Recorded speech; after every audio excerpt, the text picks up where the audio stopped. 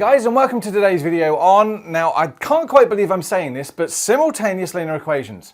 Now I may very well be losing the plot, and I think maybe I am, and you're about to experience a complete meltdown because I swear I've recorded this like 1,000 times.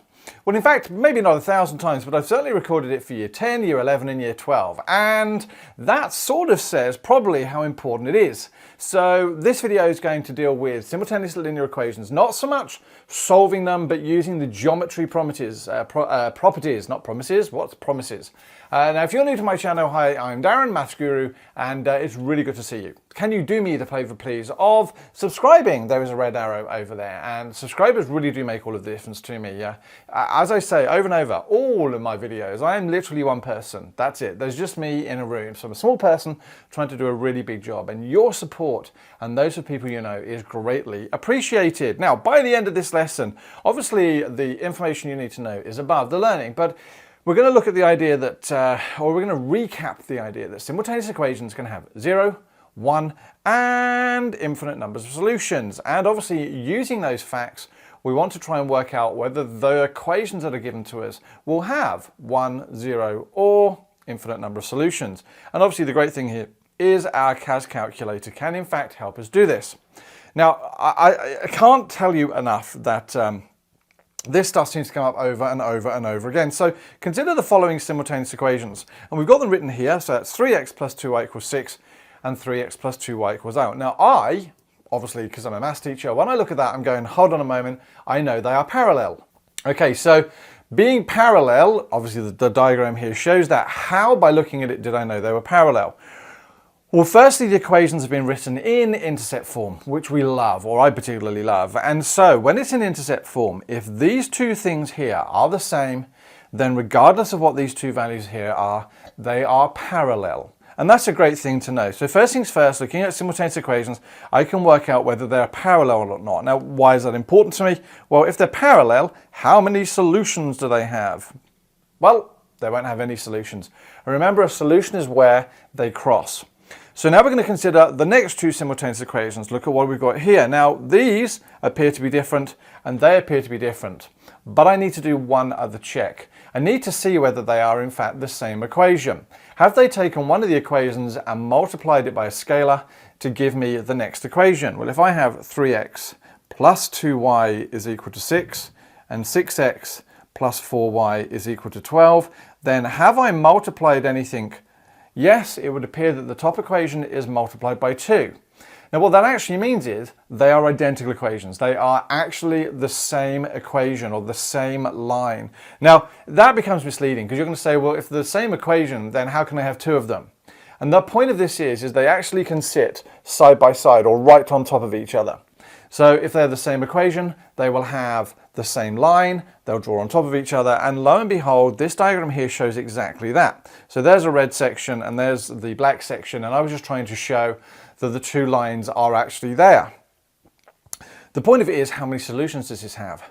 Well, if a solution is where they cross, and these lines are effectively crossing at an infinite number of times, then it is an infinite number of solutions. And then finally, we have this set of equations here. So zooming in just a little bit to make it easier. What do we have? We have, are the left-hand sides the same? No.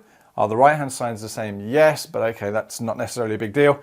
So can I multiply that top equation to get to all of my numbers in my bottom equation? No. And so in that situation, I will have one solution. So those are the three tests to see whether it has 0, 1 or infinite number of solutions. Now, how do we then use that information? Right, well, all the examples I'm about to do are taken from the Cambridge Essentials textbook series, which is an awesome series of textbooks. And thank you very much to Cambridge for allowing me to use their examples in these videos. So the questions you get are fairly formulaic. But what I've chosen is 3 or 4 questions. I'm going to show you a range of different ways of doing them to apply the theory. Now, all of the theories have been covered in previous lessons. So fingers crossed, you've got access to all of those previous videos on this channel and on my website to help you backtrack if you're not sure. So here's example 1. Let's scroll in for a moment, give myself some room. The simultaneous equations 2x plus 3y equals 6. So 2x plus 3y is equal to 6 and 4x plus 6y equals 12 have infinitely many solutions. The minute I see that, I'm like, oh, hold on a moment, they've got infinitely many solutions. That means they are the same equation. And obviously, I can look at those equations and notice that if I multiplied the top by 2, I'm going to get the bottom 2. Describe these solutions through the use of a parameter. So it says, describe these through the use of a parameter. And there have been previous videos on this particular section of parameters. Now, parameters comes over as really complicated, but I promise you it isn't.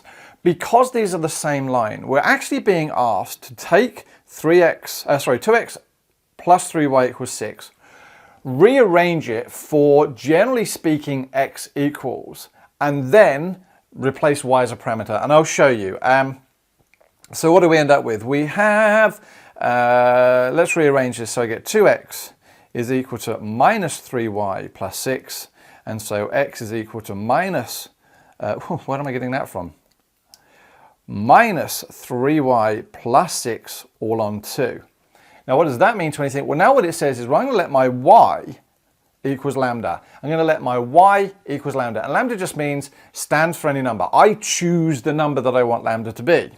So in which case I can now say that my solution set is given by minus 3, well, y is lambda plus 6 on 2, comma, lambda.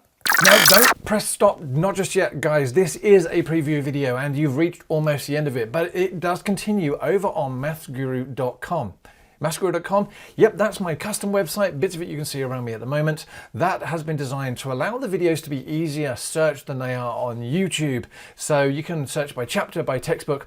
Each video has downloadable notes for you, so you can put them in your summary book or your exercise book. There are exam questions, and there is more and more content and more stuff coming as time allows. So head on over there. It's absolutely free to sign up, and I'm doing everything I can to make sure that you guys enjoy maths and actually take out the mastery of maths. It is not as hard as you think. It is all smoke and mirrors. Okay, thanks very much. Take care, guys. I look forward to seeing you in another video. Stay safe.